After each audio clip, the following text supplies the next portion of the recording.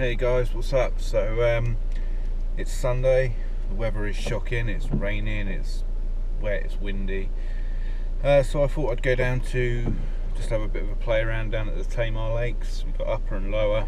Going to start at upper Tamar, which is a reservoir, it's a water supply reservoir. We actually use it down here to get drinking water from.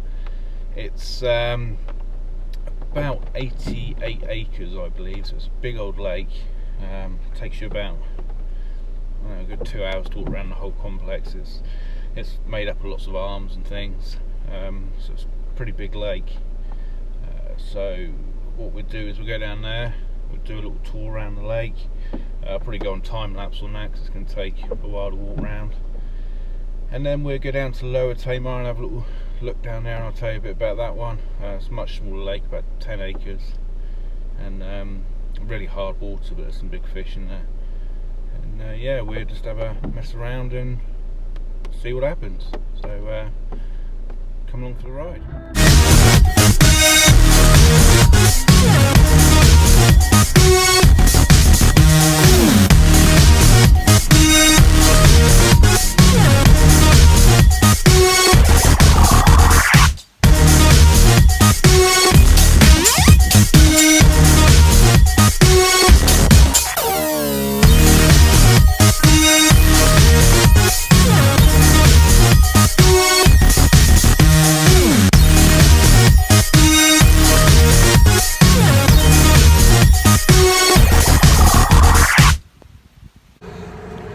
Right, so I've had to go over to my phone for a minute because I've got some water on my lens and my GoPro, and I put it in the waterproof case, and of course it's steamed up. But I'm down at the base of the dam here at Upper Tamar. You can probably hear the pump snap behind me now, so I apologise if you can hear that over my voice. But if we look up there, that's the overflow from the actual lake. It comes down over 100 feet. Down to a little bay there, which then leads onto the river and canal. We'll just past them trees there. But, so we're down at the bottom. So what we'll do is we'll take a walk up and we'll have a look at the lake.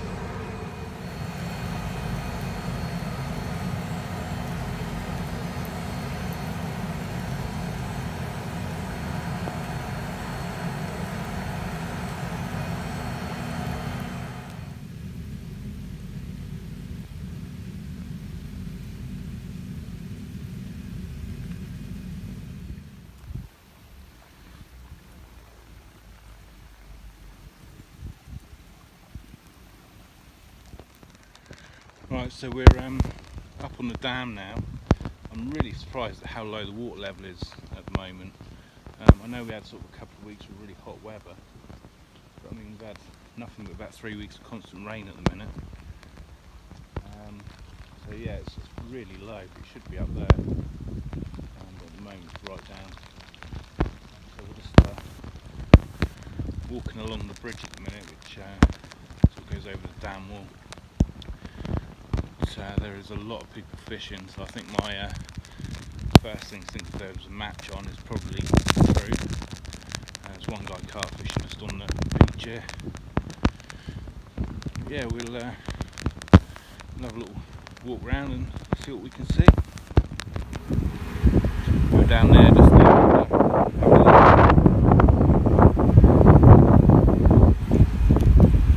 That's where the water would normally be spilling over.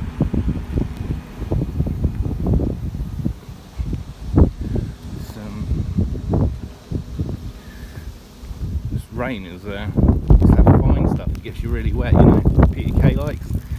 But you can just see how low the water is. That's where it normally spills over, and the waters are good 10 feet below that at the minute, so I'm really surprised at how low it has dropped, because this rain has been quite consistent down here in Cornwall for the last few days. And that's where the water does come over. Goes down there, then into the river and the canal system there. It's a hell of a lake. I've only fished it a couple of times, sort of for the perch in the winter months. I've never been carp in here, not yet anyway.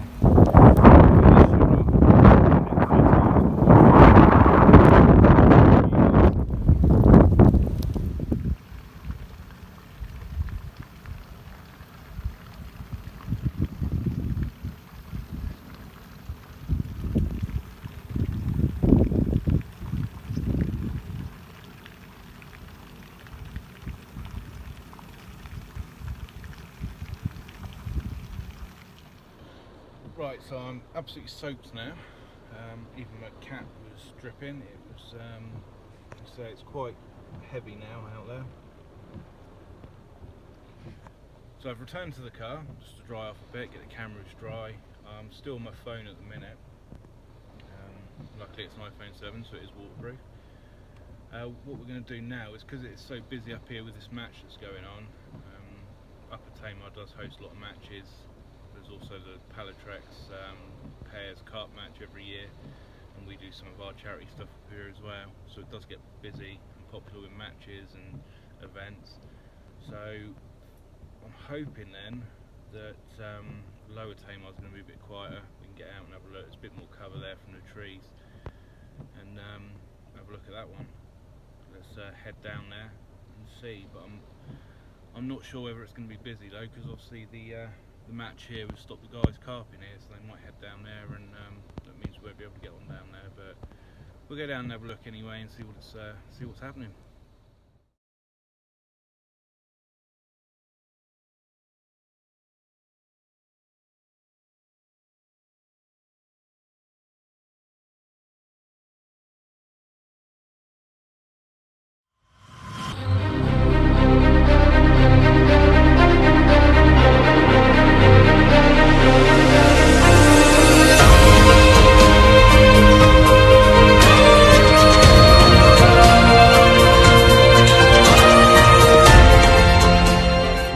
Lower Tamar now, as I suspected, because of the match up at Upper Tamar. The car park's empty. There is absolutely no one here, which is unusual. It's never normally a packed lake just because of how hard the water is. It's 10 acres and there's hardly any fish in here. There's lots of bream. So generally it's a single hook bait or boilie approach only. Although you do get the guys come down who target the bream. There are some nice bream in here. But carp wise, there's only a handful of fish. There's a lot of water. They don't show themselves very easy. So it is a lake for the more experienced carp angler. But it's well worth a look if you're down in the Devon, Cornwall area. The good thing about these lakes is they're so accessible from either county. In fact, Upper Tamar crosses the border. You know, one half of the lake's in Cornwall and one half of the lakes is in Devon, so that's quite interesting. As I say, it's a long odd walk. It's about 2 miles to walk the circumference, or walk all the way round Upper Tamar. This one is a little easier to walk round, so it's only 10 acres. It does the far bank that we're going to go to in a minute. That sort of, it goes through some woodlands and it gets cut off. So the far bank you can only get to from the car park at Upper Tamar, and again you have to walk through some fields. It's quite a trek, but I believe it is the better part of the lake to be on. You've got a lot of reed beds, which I'll show you in a minute. But yeah, let's get down there and have a look, and I'll get some underwater shots as well, so we can see what the lake bed's like, and yeah, we'll have a look.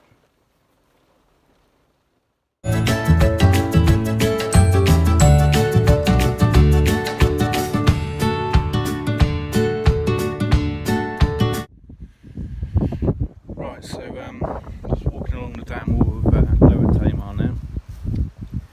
It's a bit of a weird one. I've not seen it like this I've not been down here in a while though, to be fair, but the weed has really overtaken the lake a bit.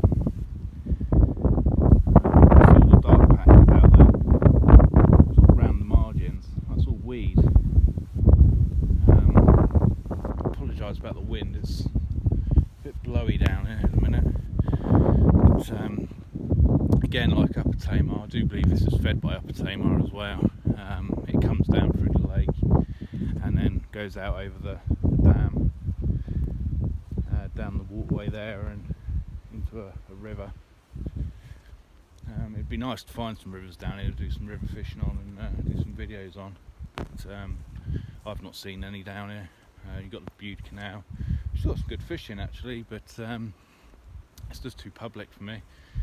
Dog walkers and things knocking your rods off, so yeah, not into that. But as I say, there's not a great deal of fish in here carp wise. What is in here is fairly substantial, £20 plus. There's probably some small doubles in here as well, but I've fished this 3 or 4 times now, 24-hour sessions, and not even had a bleep. So it's quite a hard water, and it's one for, you know, a session angler or someone with a bit of experience that sort of knows where to put their baits. But even then, you know, catching is hard. But I say the water levels down here is low as well. I'm still on the bank here. The water's normally quite high, but it's really low, and lots of weed. So yeah, I don't know what's going on with that, because I've never seen it quite this weedy. I've always quite liked the look of this channel, not so much right now because I say the weed. I've never seen the lake this weedy, but this is the channel that comes out of the main lake and down over the dam wall there.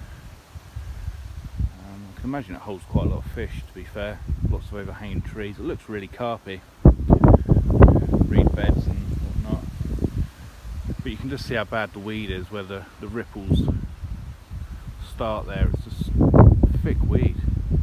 That's the lake. There's mist and rain at the minute.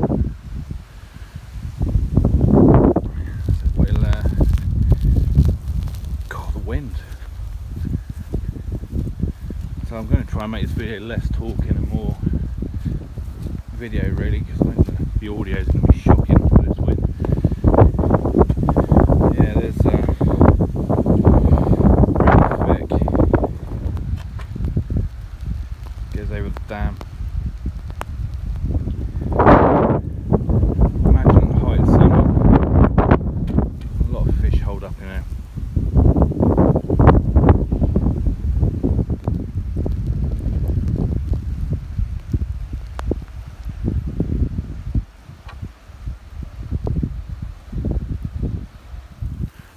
Right, so we've just come over the bridge. This is a pain if you've got a big barrow full of gear, which most of us take. And this is the other side now, which is access to the swims on this side. The thing I like about this lake is literally what you're seeing now. It's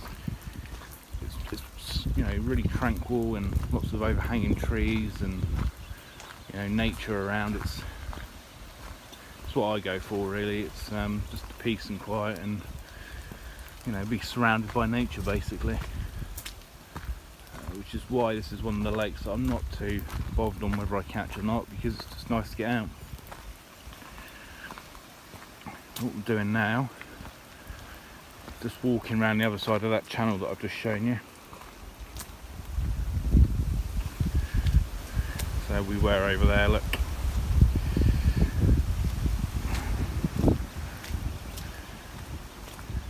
And this is the first swim we come to here. Is actually quite a popular one. It's generally always got someone in. And obviously today there's no one on the lake, so. But the swims are all nice and big.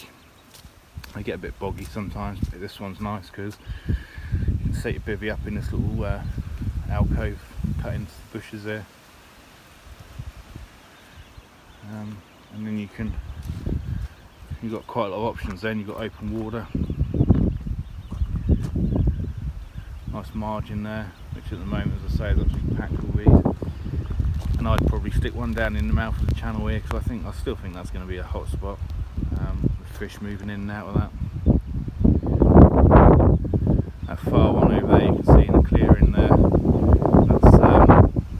that's always taken. It's a very popular swim. Again, I just think because the amount of water it commands. The next one down, and the last one on that bank, called a swamp. It is a swamp. It's muddy, it's wet, but you can see the bird sanctuary in that corner there. It's all out of bounds fishing. So if you put your waders on, chuck a rod into that corner there. Well, it's definitely a British summertime, isn't it? Welcome. It's still absolutely awful down here. I'm on the last swim now on this particular bank. As you can see, it's the weed. I've never seen it this bad down here. Without the weed, you can see how really good swims will be. You've got the margins, and again that's the bay that you want to get to. There's no more swims down this way.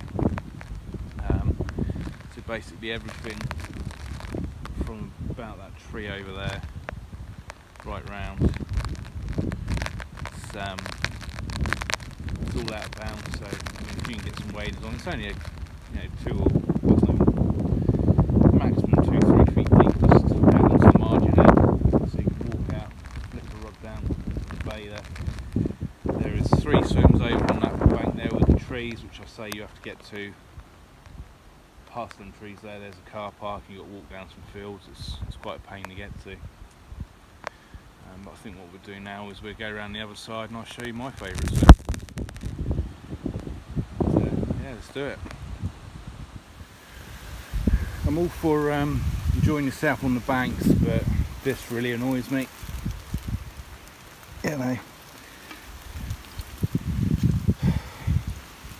How hard is it, guys, to take a bin bag with you?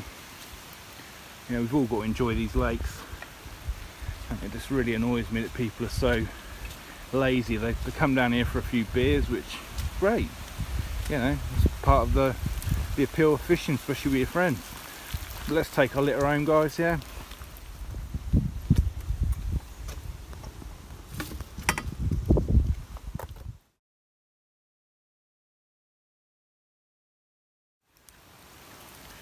Right, so we're on the last swim now, which is on the bank closest to the car park. We were over there, where I was showing you just now. Down this bank's no different. The weed is still really, really thick. Right the way out, you can see. However, this is a swim that I favour. If you look behind us, plenty of room for a decent, comfortable setup with your bivvy and whatnot. A bit of shelter from the trees. And it's out the way. No one can walk past you unless they're fishing here, so I like it. And then options, I mean, we'll go and have a look in a minute, but this bay goes right round beyond these trees. There's no swims around there, you can't fish it. What I would personally do is I'd wade her out, flick a rod around there, put a bank stick in, stop your line getting through these trees down here. But fish right tight into the bay there. There is an inlet from the stock pond there as well, which I think, it's going to hold fish, depending on the time of year. I mean, the depth here, it only goes down to about 3 foot around that bay.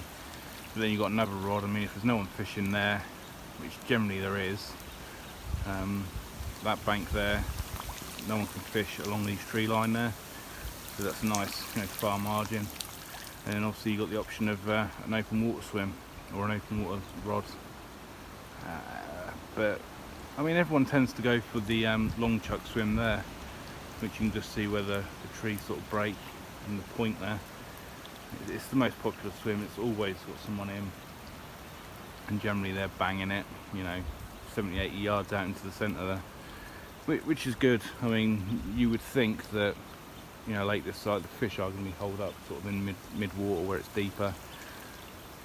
This used to be actually a trout fishery in a syndicate lake, so there is still the odd trout coming out here, which is quite interesting. The guys that come down here, with their float, and fishing for perch and roach and things, they're actually catching, some nice trout as well. So yeah, it's definitely an interesting fishery. It's something I'd like to put a bit more time on. Say this year I want to focus more on the continental stuff, give you guys some decent content in that way, and maybe a couple of videos down here. Maybe the beginning of next year I'll get down for a couple of sessions, because I do like to make it hard for myself, and already hard water doing it in winter, why not? But yeah, so that's this bank. And so it goes right down there through the trees here to the dam wall and then the car park. So let's go and have a look at the most popular swim.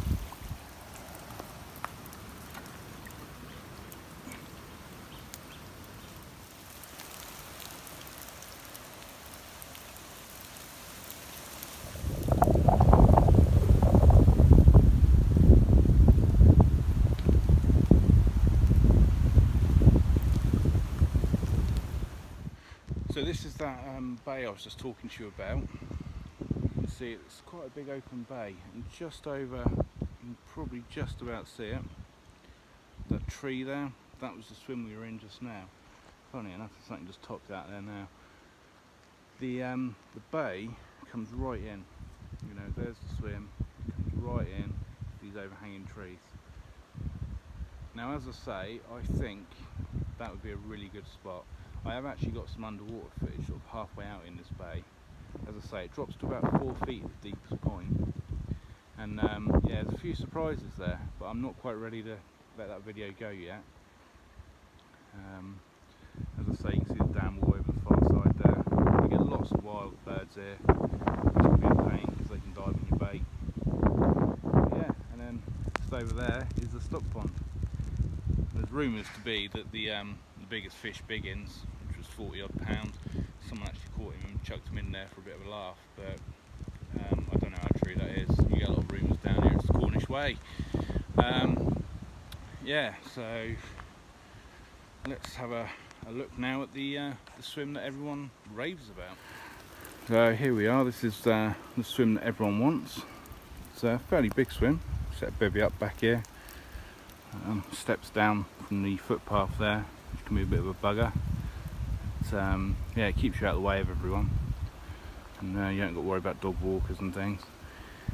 The swim itself doesn't really have any features as such, because I mean the lake out there is pretty flat, so it is literally just a mid-water long chuck swim. But yeah, it does produce fish. So I think that's probably why it's popular. It is one of the more productive swims. But so when someone's in here, I think it would sort of kill off that bay, because the banging and noise they're making here, I think would spook them out because of the shallow water. But yeah, I've never really fished a swim. I've fished the swim next door, which you can get to from this swim. Just cut through these bushes there, there's another swim there. But again, it's the same sort of thing, it commands just open water. I'd like to have at least one rod on a feature personally, but yeah. So let's go and have a look at one of my favourite swims. So here we are, this is the swamp, it's my favourite swim. Again, you've got to come down some steps to get to it. I normally have my bivvy set up in here, again nice and tucked out the way from the footpath above. And yeah, plenty of room, and yeah, plenty of shelter from the weather. Admittedly, the trees are slightly more overhanging now, but you've got a nice gap there for long chucks out to the centre there. But I say, one of the points I like about this particular swim is there's no other pegs. It's a fair old way to the far bank there, so all that water down there that no one can fish to, and like I say, unless you're on that far bank there and you're in the last peg which is there, you can sort of cast down the margin. But that little bay there, it's a real hidden gem, and especially in the summer months you hear the fish just crashing up in that bay. I think it's because it is out of bounds to anglers, it receives no angling pressure, and the fish just hole up there because it feels safe. But yeah, that's the swamp down at Lower Tamar. So it does get wet, very wet down here, and it's quite boggy. But yeah, that's what it's all about. That's why we go fishing.